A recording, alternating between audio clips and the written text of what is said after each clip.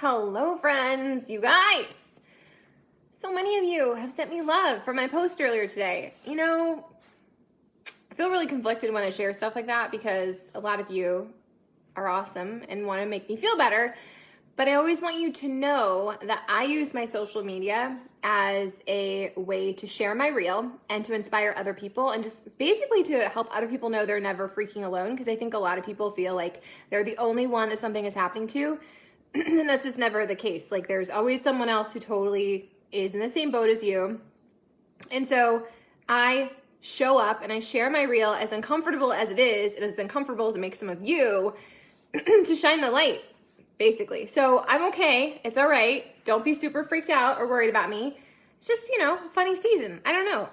Maybe it's the hormones. I don't really know what to tell you, other than the fact that I listened to a couple things today that really helped me, and so I'm going to share them with you because maybe it's exactly what you need. Maybe this is the thing that will make the light bulb go on for you, or give you hope, or inspire you, or change the trajectory of your entire freaking life from this video. Sure. So first thing is, yesterday I shared, I think it was yesterday, Mel Robbins, who I freaking love. If you don't know who Mel Robbins is, she's freaking amazing. She writes books, she has stuff on YouTube, like she has so much free content out there. And if you struggle with procrastination or just feeling like you need to move to the next level, I recommend her books, okay? So anyway, she shared a video, IGTV or something, I don't know, I reshared it and I just rewatched it. And she was talking about how the secret to life is just telling the truth. Like, the secret to showing up as your best self, the secret to breaking through the wall, the secret to leveling up and just becoming a better version of yourself, to being fulfilled, is to tell the freaking truth and to share your freaking reel. And it doesn't have to be perfect. I think so many people think that if they're going to show something, if they're going to show up or they're going to share something, it needs to be this polished version. And I'm very much team, let it be messy, let it be real, because if you can inspire one person or you can motivate one person, that's like one life that is slightly different. And I think that's really freaking powerful. So she said, the secret to life is telling the truth. It's to showing up as you are. It's to stop hiding and pretending that you have it all together or everything is perfect, and just to share your freaking reel. You guys, I don't know why we all think we have to pretend like we have all of our shit together. You don't. Should you be showing up on social media with your little violin and talking about how terrible your life is? No, because nobody really freaking cares. But I think that there's a lot of power when you're vulnerable and you're honest and you just share that. Plus, I think it's really therapeutic. So that's just me. It makes some people super freaking uncomfortable. And you know what? I'm not for everyone. If I was for everyone, I'd be so watered down and lukewarm and like just ugh. So be you. Let your freak flag fly. I had a hard time with that. And just freaking be you. Okay? So anyways, I felt the feels this morning and allowed my eyeballs to leak. And I used to be a person that would stuff it all down.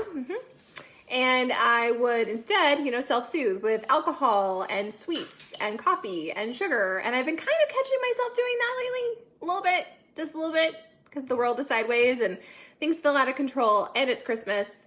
And I'll be really honest, I'm not overly happy in my life right now.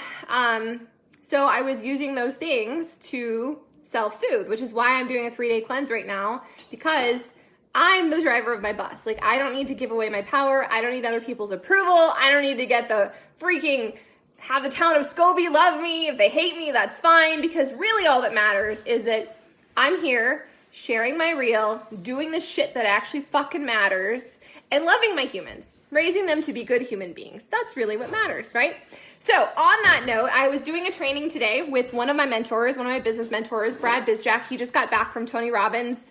I don't know, live your best. I'm doing all these different trainings, so they all blend together, but it's some Tony Robbins thing. And while I did my yoga this morning, I listened to just a part of it, and I already shared my ahas. I put it in my written post earlier. You can read through that if you need to. I also shared it over in my tribe. Okay, so he was talking about how state is everything. State is everything, and if you're unhappy, you need to change your state. And I was like, done! Let's pack up! Let's go! Let's change our state. And then he was like, no. Your physical state. I was like, oh, okay. This is true, you guys. If you're feeling super overwhelmed, if you're feeling super sad, if you're feeling super angry or stuck, Change your physical freaking state. Go outside, move your body, turn on some music, listen to something that inspires you, make yourself laugh, even though it sounds really crazy. But like, to change your physical state it'll change your emotions. It's true. Like, you cannot be laughing. Well, I guess you could laugh and cry, but anyways, change your physical state. So I did that. I checked the box. I did some yoga. I turned on some music. I moved my body. I am the only one in charge of my journey. I'm the only one responsible for my feelings and my healing and all the other stuff. That's me. That is on me. It's on no one else. So I did that. Check the box. Change your physical state. Number 2, change your focus. What's your focus? What's your story? We all have stories, and most of them are limiting. Most of them are completely filled with BS. Most of them keep us stuck. And if that's your story, you will continue to collect proof that that is true. This is too hard. I'm too behind. I'll never lose the weight. I'll never find the perfect partner. They'll never like me. Like, whatever your freaking story is, we collect proof of that. So to change your focus, I recommend gratitude. That's why I have a gratitude practice every single day. And this Monday, if you follow me on Instagram, you saw I completely lost my mind, totally lost my shit, because I did not do my morning gratitude practice. And it doesn't have to be complicated. It's really not. It's a couple of minutes. You could do this while you're driving the car. You could do it when you sit down to dinner with your family. You could do it while you're freaking vacuuming, you guys. You just brain dump all the things you're grateful for. And it's the small, tiny things that we don't even think should be impactful that are. Like, I'm really grateful I have flushing toilets. I'm super grateful that I have a microwave. I'm really grateful that there's that big pile of laundry over there looking at me, because it means I have a family and I have a working washer and dryer and I have hot water and all these things, right? Once you start to collect the things you're grateful for, when you focus on that, it's so much easier to change your focus. So what is your focus on? What is your mantra? Is it broken? Is it stuck? Is it serving you? Or is it defeating you and making you feel sad and just keeping you in that place? And Brad had this truth bomb that he dropped about how everybody has their specific flavor of suffering. We all choose our flavor of suffering. Some people it's sad, some people it's anxiety, some people it's depression, some people it's rage. I don't know, everybody picks their flavor. Like, you have that thing that you go to, when things are just not panning out. Like, what's your knee-jerk reaction? For me, it's sadness, and then I get angry. And so, we have to be the ones to rewire that in our brain. And it's not an overnight thing. It's not a quick, switch that you flip, but it's about becoming mindful of that, changing your physical state to change the emotions in your body, literally to change the hormones in your body, followed by you changing your focus, like creating a new mantra to drown out whatever that other thing is. I say lead with gratitude, because you can't be grateful and angry or grateful and scared. It's physically impossible. And the final one is your language. Like, what words do you say? Our words have so much freaking power.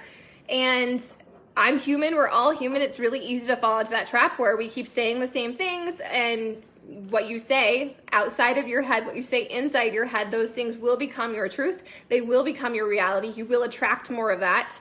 And it's just a vicious freaking cycle. So move your freaking body. Change your focus, what you're focusing on, and then change the language you have around all of it. If you change one of those things, you can change a lot. And if you change all of them, you'll change your whole freaking life. So that was an aha for me today. Like, you don't have to be this perfect put together person. You don't have to have all your shit together. Seriously, just freaking be honest in your life, show up as you are, and share that with other people. You guys, everyone's on their own separate islands right now. And I think everyone thinks that so-and-so has their shit together.